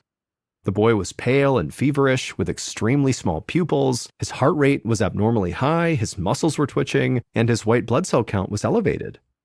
The boy was experiencing confusion and extreme stomach pain. He seemed to be floating in and out of consciousness. Dr. Conrad put all these details together, and then he had a deeply unsettling thought. What if this boy has been poisoned? Dr. Conrad took a deep breath. Tommy's symptoms actually reminded him of a patient he'd once treated, a farmer who'd come down with sudden exhaustion, muscle twitches, and vomiting. That sounded a lot like what Tommy was going through. It turned out the farmer had been poisoned by the organic phosphates in the pesticides he applied to his crops. He had accidentally inhaled some of the chemicals in the process. Dr. Conrad wondered if maybe something similar could have happened to Tommy. Fresno was, after all, an agricultural community, so it was possible that the 8-year-old could have, in theory, inhaled pesticide by accident. Even a tiny amount would be enough to cause extreme symptoms within just a few hours. Dr. Conrad realized that he needed to act fast. Organic phosphates were powerful poisons. If he didn't give Tommy an antidote quickly, this little boy could die. 5 minutes later, Dr. Conrad rushed back into Tommy's room carrying a syringe that contained a medicine called atropine. The doctor carefully injected this drug into Tommy's arm as the boy lay completely still, except for the twitching in his hands and feet. It was the same medication that Dr. Conrad had used with that farmer, and he prayed this would work for Tommy too. While they monitored the boy's condition, Dr. Conrad asked hospital staff to run a blood test for organic phosphate poisoning. A few hours later, around 8:30 p.m., the results of that test came back. Dr. Conrad's hunch was correct. Tommy was suffering from organic phosphate poisoning. The doctor broke the news to Tommy's mother. He was still wondering where exactly the poison had come from, so he asked Andrea if she'd taken her son around any of the local farms recently. Andrea thought for a moment. She said she always drove by some fields while taking Tommy to school. That very morning, they'd passed a helicopter that was spraying a farm with pesticides, but she and Tommy had been inside the car with all the windows up. She told Dr. Conrad that she didn't understand how that could have made Tommy so sick. The doctor wasn't sure either. Whatever had happened, it seemed like a freak accident. Pesticide poisonings were actually very rare. What mattered was that Dr. Conrad had acted quickly and the atropine worked perfectly. By 10 p.m., Tommy was sitting up in his hospital bed. His color had come back, his muscles had stopped twitching, he was able to have a full conversation with the doctor. Tommy said his stomach pain was gone too, but he still felt really tired. Dr. Conrad told Andrea it would take a few days in the hospital for Tommy to make a full recovery, but her son would be okay. Then he asked her to schedule a follow-up appointment with him 1 week after Tommy was discharged, and then Dr. Conrad said goodnight and headed for home, satisfied that he'd solved the mystery. 6 days later, there was no trace of poison left in Tommy's system, and so he was finally healthy enough to go home from the hospital. Andrea packed up their belongings and led Tommy to the parking lot. He skipped along beside her, and instead of talking about his illness or his time in the hospital, he just chatted about his Tonka trucks. When they got in the car, Tommy jumped into the back seat without her help. He was so excited to go home. But despite how energetic her son seemed, Andrea still felt nervous. She was happy that Tommy was coming home, but she wouldn't feel at ease until the checkup with Dr. Conrad the following week. For the next 6 days, Andrea did not take any chances. She kept her son at home and resting in bed. She wouldn't let him go to school, play outside, or even leave the house. It actually wasn't until the day of his doctor's appointment the week after that Tommy finally swapped out his PJs for real clothes and finally walked outside. Andrea helped him into the back seat and drove to Dr. Conrad's office. The white-haired doctor greeted Tommy with a smile. He gave the boy a thorough examination and assured Andrea that her son was doing just fine. When Tommy heard that, he hopped up and tugged on Andrea's arm. She looked down at her son, who had a huge smile spread across his face, and he said he couldn't wait to go back to school and see his friends again. Relieved, Andrea thanked Dr. Conrad and headed back out to the parking lot. Tommy sprinted ahead of her, anxious to get back home. As Andrea drove through Fresno on the way home, she felt like she could finally breathe. Her son had never been that sick before. Seeing him suffer like that had been terrifying, and she hadn't been able to relax until just now, when Dr. Conrad promised that really everything was all right. And so now they could finally get back to their normal lives. Andrea turned into her neighborhood, looking forward to a weekend at home before Tommy went back to school. But then her son called out to her from the back seat. He said his stomach was starting to hurt again. When Andrea turned to look at him, she saw him breathing rapidly, and there were beads of sweat dripping down his forehead. All of Andrea's dread came rushing back. She immediately turned around and sped back to Dr. Conrad's office. As she drove, Andrea repeatedly checked on Tommy in the rearview mirror, watching his condition get worse and worse by the second. When they were about 10 minutes away, all the color suddenly drained out of Tommy's face. Then his whole body kind of went slack and he slumped over and collapsed onto his side. Andrea slammed on the gas pedal. She could not get to Dr. Conrad's office fast enough. By the time she finally skidded into the parking lot, she was in a complete panic. She didn't even bother to bring her son inside with her. She just got out of the car and sprinted into the doctor's office alone. A few moments later, Andrea rushed back outside with the doctor, and they went to her car and they found Tommy still laying in the back seat, completely still and silent. To Andrea's surprise, Dr. Conrad actually flung open the passenger side door and got inside. And then he told Andrea to get in and drive us to the Valley Children's Hospital. They had no time to waste.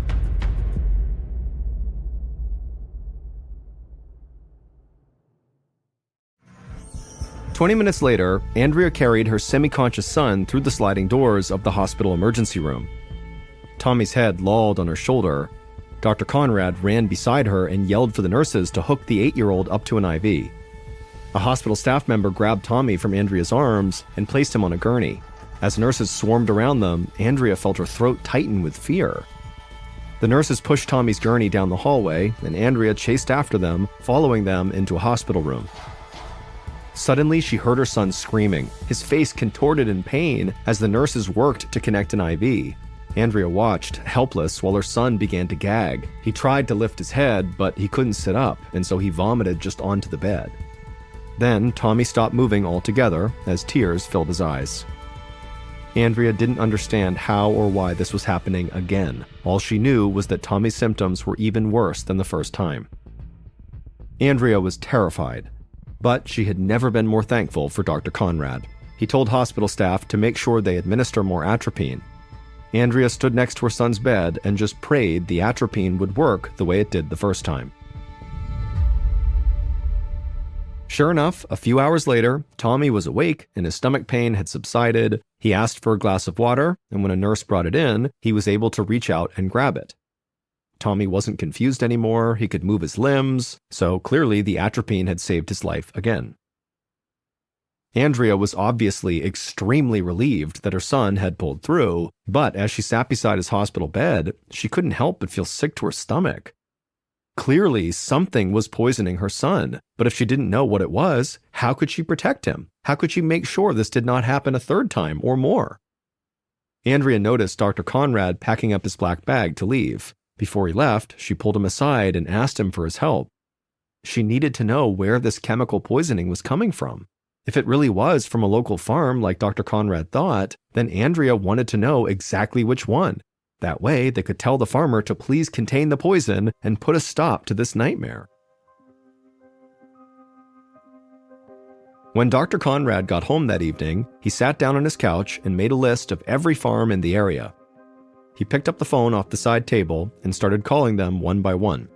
He asked if they'd recently sprayed any organic phosphate pesticides on their crops. They all told Dr. Conrad the same thing: no. There was not a single farmer in Fresno who had sprayed organic phosphates in the last few weeks. Dr. Conrad crossed the last farm off his list and hung up the phone. He was baffled. If the poison wasn't from a farm, where else could Tommy have come in contact with it? The doctor spent the entire evening pacing in his living room, racking his brain for another answer. He eventually went to bed, hoping he'd be able to come up with a plausible theory in the morning. But he woke up just as confused. As he crawled out of bed and started a pot of coffee, he had to admit that he needed help. Dr. Conrad sat back down on the couch and placed his coffee mug on the side table right next to the telephone. Then he picked up that telephone and he called the Fresno County Public Health Department and told them the whole story. There was a little boy suffering from repeated pesticide poisonings for no clear answer as to how he was being exposed to the deadly chemicals. The health department official asked some follow-up questions, like what Tommy had been doing before he became ill, and Dr. Conrad didn't really have all the answers, but he explained that the previous afternoon, he had examined Tommy and given him a clean bill of health. Then, before the boy even made it back to his home, he became gravely ill again. His symptoms had appeared in less than an hour, and all Tommy had done was ride in the back seat of his mother's car. But that little detail of the boy riding in his mother's car caught the health department representative's attention. They assured Dr. Conrad they would get to the bottom of this, beginning with a thorough inspection of Andrea's vehicle. Later that morning, a man and a woman from the Fresno County Public Health Department knocked on Andrea's front door. Andrea shook their hands and welcomed them inside, but before she could say how happy she was to see them, they started asking questions. Did she keep any kind of chemical poisons in the house? Had she ever used ant or roach poison inside? Did she have a garden? And if so, did she treat her plants with pesticides? Andrea just shook her head. She didn't know of anything in her home or her car that could possibly be poisoning her son. She led the health department employees into her garage where her car was parked, and she watched them search every inch of her vehicle. After a few minutes, they came up empty-handed. Then they combed through the rest of her garage, but again, they didn't find anything.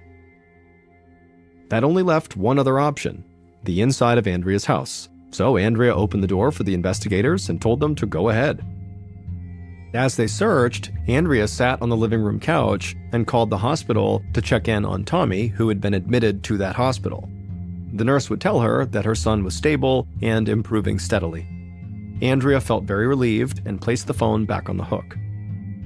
For the next hour, Andrea listened as the man and woman from the health department combed her entire house looking for the poison.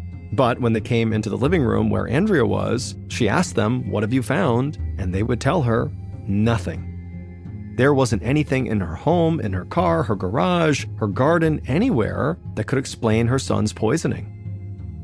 Andrea was totally crushed. But the two health department employees said they did have one more idea.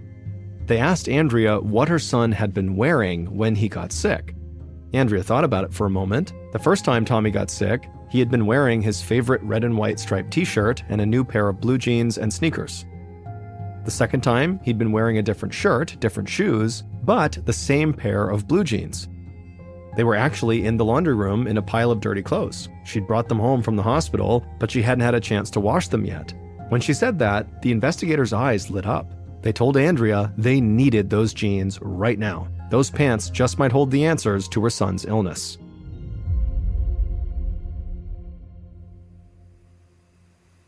Later that afternoon, Dr. Conrad stood in a white-walled lab at the Fresno County Health Department laboratory wearing gloves and a face mask.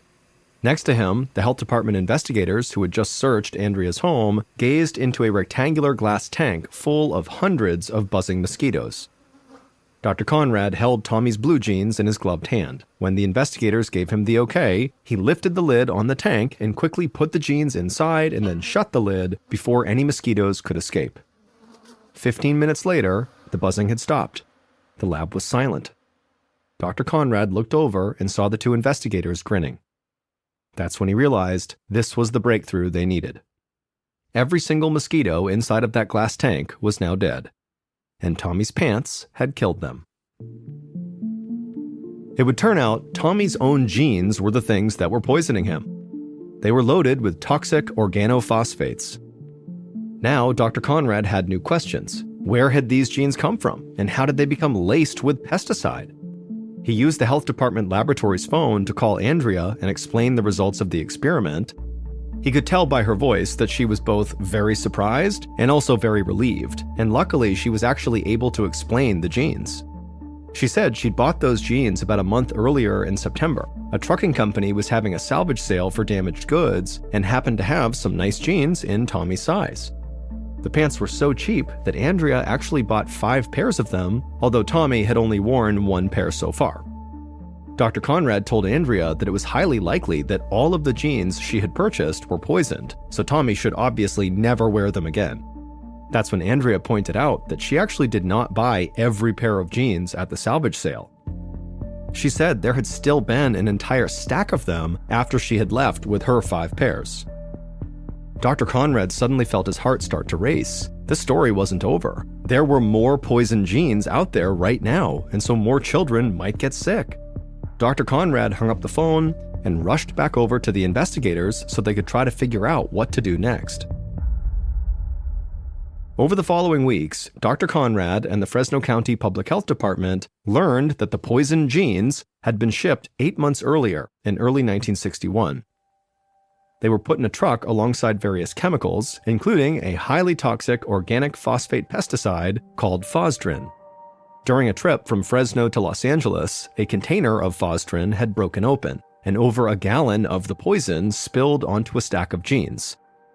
Enough poison to kill 9,000 kids. When the truck finally got to Los Angeles, an employee brought the jeans to a store where they were supposed to be sold. But the manager of that store had noticed the pants were covered in oily-looking stains, so they sent them back to Fresno.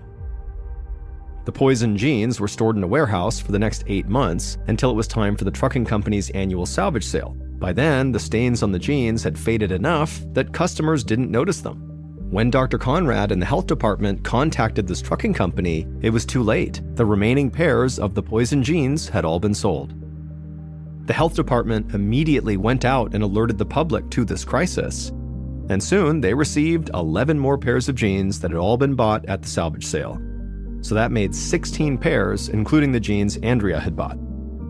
In total, 1 other boy was hospitalized from these poisonous jeans, and 4 other children also fell ill. But luckily, like Tommy, all the children who were affected by these poisonous jeans made full recoveries. 1 month later, California lawmakers introduced a bill to ban the shipment of dangerous chemicals alongside food or clothing. Tighter legal restrictions and higher industry standards have since made accidents like the one that poisoned Tommy much less common.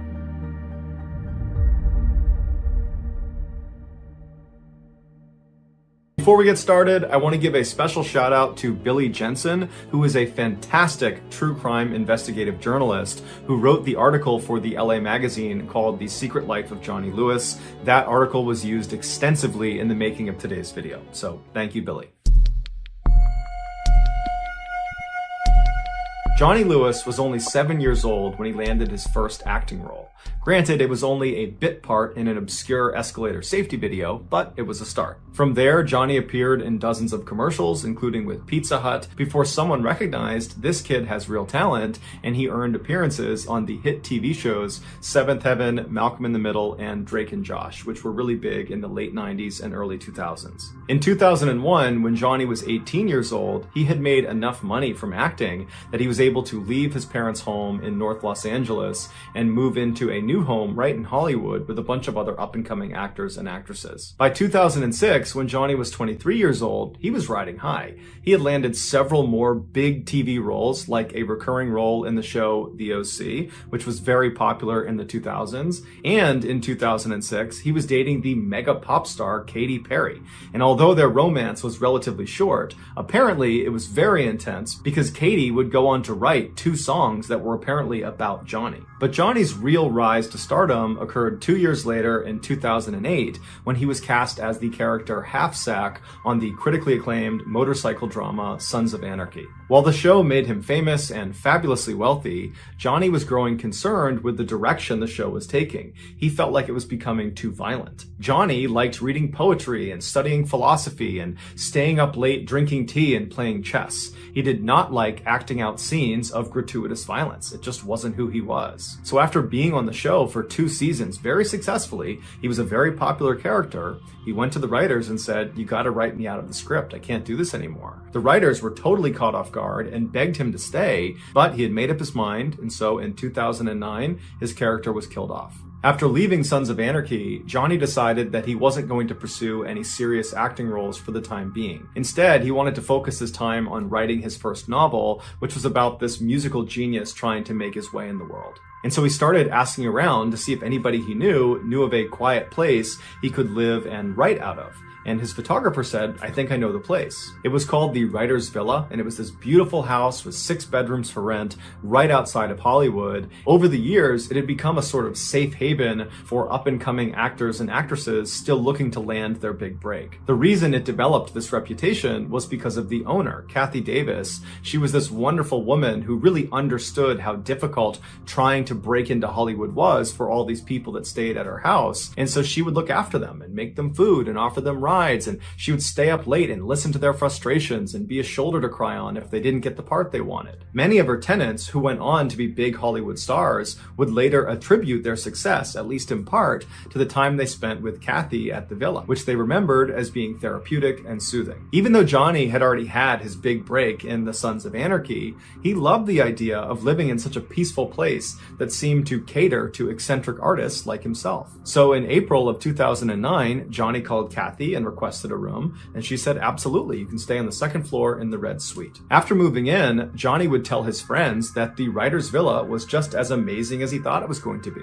And Kathy specifically was just as wonderful as everyone said she was. He actually struck up a friendship with her almost immediately. Everything seemed to be going really well for Johnny in his life until a few months later, he found out his girlfriend, Diane, was pregnant.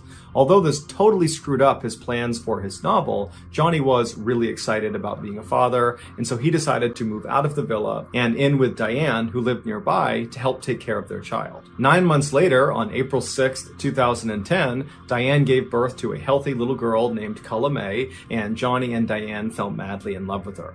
But unfortunately, Johnny and Diane's love for each other faded quickly after becoming parents, and before long, Johnny had moved out and back in with his parents. Not long after that, Johnny and Diane became embroiled in this really vicious, long custody battle over Culla May, which ultimately Johnny lost, which was devastating for him. A few months later, in October of 2011, when Johnny was still living with his parents, he decided to take his motorcycle out and just go ride around and clear his head. And so he drove for about 2 hours to the west of LA out into the desert, where he lost control of his bike and he crashed.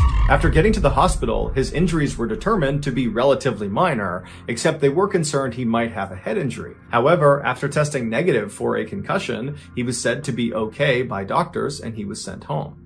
But when he got home from the hospital, he was not okay. He was a totally different person. Johnny's father, Michael, immediately noticed the change in his son's behavior. He just started acting really weird and erratic, and his thoughts weren't always coherent, and he was really agitated all the time. It was just very obvious that something was off. And it made Michael wonder, perhaps my son did get a head injury from that motorcycle accident, and the doctors just missed it. And so Michael scheduled 2 separate MRIs for Johnny to go to, but for whatever reason, Johnny refused to go. Around this time, Johnny's friends began to notice his strange behavior when in December of that year, he was at an acting class and he began speaking in a vaguely British accent. And everybody in the class noticed it, and eventually someone said, "Hey, why are you doing that?" And Johnny was like, "What?" and just kind of shrugged it off and acted like he wasn't doing that. A few weeks later, on the morning of January 3rd, 2012, Johnny was at his parents' house and he was sitting in the kitchen while his mom was making omelets, and Johnny just kind of abruptly says, "I'm going to go out for a walk." So he gets up, he's only got his pajamas on, no shoes on, he walks out the door, and as he's walking down the road, he gets maybe 10 or 15 feet away from his parents' house when he hears someone screaming, like they're screaming in distress, and he thinks it's coming from the apartment that was right next to his parents' house. And so he breaks into the apartment, but there's no one in the apartment, it's totally vacant. And so as he's in this apartment, wondering what's going on, the 2 men that owned the apartment, they came home and they see Johnny standing there, and they told him he had to leave immediately. And instead of leaving immediately, Johnny grabbed a nearby glass bottle and he charged at them and hit them both over the head with the bottle before they managed to restrain him and hold him down until the police showed up. Johnny claimed he was acting in self-defense, but the police didn't believe him, and so they charged him with trespassing, burglary, and assault with a deadly weapon, and they sent him to jail. When Johnny's father was finally able to come to the jail and bail his son out, it had been 8 days, and in those 8 days, Johnny had been moved from general population to a psych ward because he was banging his head against the inside of his cell, and at one point he had tried to jump off of a balcony, and he was just generally acting unhinged. And so when he was discharged, on his paperwork, a doctor at the jail had commented that he thought Johnny at one point must have had some sort of head injury that had made him act this way, and he was definitely suicidal. When Johnny got back to his parents' house, he was an absolute wreck. Physically, he had 2 black eyes and his face was all puffed up from the confrontation he had with those 2 men in the apartment. And emotionally, he was so distraught that he wouldn't let anyone in his family come near him. He just holed up in his room and just told everyone to stay away. He also became extremely sensitive to light, to the point where he was turning off all the lights in his parents' home, and then when they would eventually just turn them back on again, he would get agitated and turn them all off, and then finally he just disabled his parents' fuse box. But despite Johnny's obvious issues after coming home from jail, over the next few weeks, he did actually seem to be improving, to the point where at the end of January, so about a month after he came home from jail, his parents allowed him to move out and go live on his own in Santa Monica, California, about 30 minutes away. But as soon as he was living on his own, his troubles started again. On February 10th, so about a week after moving into this place in Santa Monica, he was arrested for punching some random stranger in the head outside of a yogurt shop, but he was ultimately released on $20,000 bail. A couple of days later, Johnny, fully clothed, just walked into the ocean, and when he was pulled out, he had to be brought to the hospital to be treated for hypothermia. A couple of days after getting out of the hospital, he was arrested again, this time for trying to break into a woman's apartment in Santa Monica. He claimed he thought it was his friend's apartment, but nobody believed him, so he was brought to jail and then released on bail again. After this second arrest in Santa Monica, Johnny's parents finally convinced him to go see a doctor about this potential head injury they thought he got from that 2011 motorcycle crash. Even though that jailhouse doc had suggested Johnny had a head injury, he had not officially diagnosed him. So Johnny needed another doctor to officially diagnose his head injury so they could begin to treat it. But the doctor Johnny wound up seeing did not suspect a head injury. Instead, he suspected schizophrenia or bipolar, which are 2 very serious mental disorders. And so he prescribed some medication to Johnny that would treat both of those disorders, and Johnny was on his way. Johnny refused to take the medication and refused to go see another doctor, and so his condition just continued to get worse. Johnny was still facing serious jail time for the break-in and assault against those 2 men in the apartment next to his parents' home, and so Johnny's lawyer was trying to get a deal done where Johnny would go to a mental health treatment facility for a year instead of going to jail for a year. But Johnny was so confident these charges would just get dropped and he'd be allowed to go back to his life and live the way he wanted to, that he fired his lawyer and he represented himself in court. But the charges were not dropped and he was sentenced to 1 year in prison. However, the jail he was sent to was so overcrowded, they reduced his sentence all the way down to only 6 weeks. When Johnny's father finally came to pick him up from prison on Friday, September 21st, 2012, Johnny was at an all-time low. Even though he had only been in jail for 6 weeks instead of the year he was supposed to be there, it was clear that amount of time had done an enormous amount of damage to him. And so on the car ride home from prison, Johnny just kind of sheepishly asked his father, hey Dad, would it be possible if you called Kathy Davis at the Writers Villa and just see if there's any way I can move back in? And Michael's thinking to himself, I hadn't thought of that, but the Writers Villa was the last place Johnny was when his life was still in order. It was probably the last place he was happy, and so he probably has attached a lot of fond memories to that place, and so that's a great place for him to go.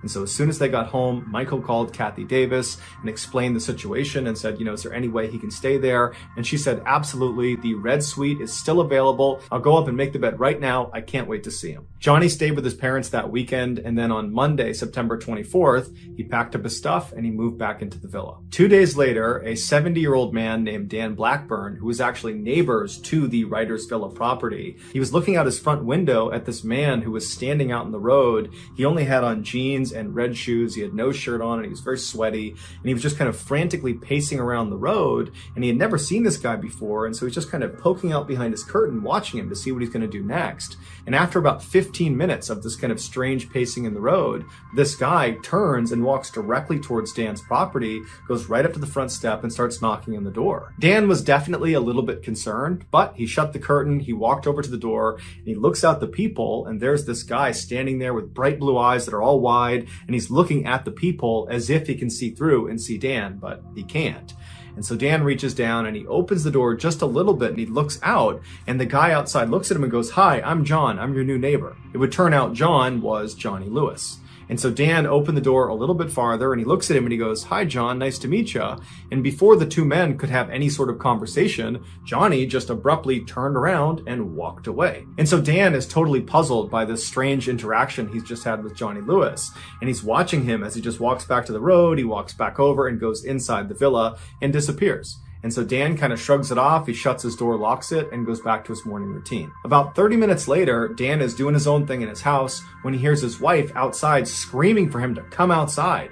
And so Dan runs out the front door, he goes into his driveway, which is between his property and the writer's villa, and he sees his wife is standing on the driveway, horrified, pointing up towards the back of their house. He looks down, and back near their back deck, Johnny Lewis, is standing on top of the guy that Dan and his wife had hired that day to paint their back deck. Johnny is just raining blows down on this guy. He's got a piece of wood too that he's hitting him with, and the worker is sitting there trying to shield himself. There's blood all over him, and Dan instinctively just runs over to Johnny. Johnny's not seen Dan at this point. Dan gets right up to him and he grabs him by the shoulder and he tries pulling Johnny off. He's screaming at Johnny to stop, but Johnny just seems totally unfazed. He's just destroying this worker. And so finally, after Dan yanks on Johnny hard enough, Johnny jumps up, turns around, and levels Dan square in the face. Dan falls to the ground, and when he looks up, Johnny is just standing over him, looking at him with no expression on his face. It's like he didn't know what he was going to do with Dan next. So he just stood there and stared at him.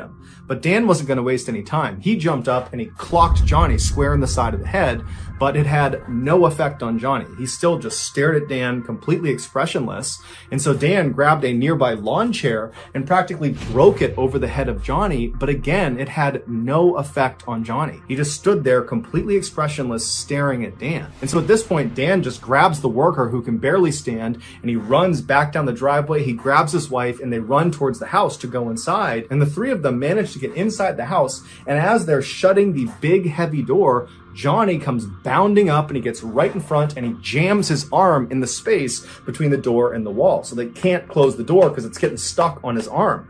And so all three of the adults inside, Dan, his wife, and the painter, are putting all of their weight on this huge wooden door onto Johnny's arm. And Johnny is just trying to grab them the whole time. And so finally, the three of them start raising the door and slamming it as hard as they can on Johnny's arm. And finally, after several hard blows to his arm, Johnny retracted his arm and they were able to shut the door and lock it. And so at this point, Dan's wife and the painter ran around the house, closing every window, locking every door. Meanwhile, Dan went to the side window that looked out towards the writer's villa property, and he got his phone out and he called 911 as he's looking out the door looking for Johnny. And so after he tells 911 what's going on and he hangs up, Johnny suddenly just appears running down his driveway as if he's running back towards the back deck. But he stops almost right in front of Dan's window. He turns and he starts running towards the villa property. He jumps over a fence that's at least waist height, just jumps clear over it. And then he gets to this huge wooden fence that surrounded the entire villa property that was at least, 8, 9, 10 feet. And he very easily just jumps, grabs the top, and catapults himself right over the top and then disappeared inside of the villa. Within minutes, the police showed up and they went inside the villa and they could not believe what they found. Based on the evidence, this is what investigators believe happened. After Johnny, for the first time, walked up to Dan's property and awkwardly knocked on the door and said, "Hi, I'm John, I'm your new neighbor." After that, he turned around and Dan watched him as he left his property and made his way back and went inside the villa. Once Johnny got inside the villa, he made his way up to the second floor and he went into Kathy Davis's room where she was sitting. Now, Kathy most likely turned and saw Johnny standing in the doorway. He's got no shirt on, he's sweating, he looks totally crazed. She probably was not scared. Instead, her motherly instincts kicked in and she probably said, "Hey, are you okay? Can I help you? What's going on?" And as she probably stood up and made her way over to make sure he was okay, Johnny, for reasons no one understands, proceeded to beat and kick and strangle her. And then when she fell to the ground and was totally helpless, Johnny proceeded to either stomp on her skull repeatedly or he hit her over the head repeatedly with a rusty hammer that was later found in his bedroom. But no matter how Johnny did it, he managed to severely fracture her skull, and that's what ultimately killed her. After killing Kathy, Johnny tracked down her beloved cat and killed the cat the same way. Afterwards, Johnny ran out of the villa, and that's when he spotted Dan's house painter just sitting outside, and he walked over over to him and just began beating him. And just like the attack on Kathy and her cat, this attack on this house painter appeared to have no motive as well. After Dan came outside and managed to fight Johnny off, and then when Dan went back inside the house with his wife and with the painter, Johnny stood outside for a few minutes before running down Dan's driveway and then hopping over those two fences right in front of Dan, and then Johnny disappeared inside of the villa.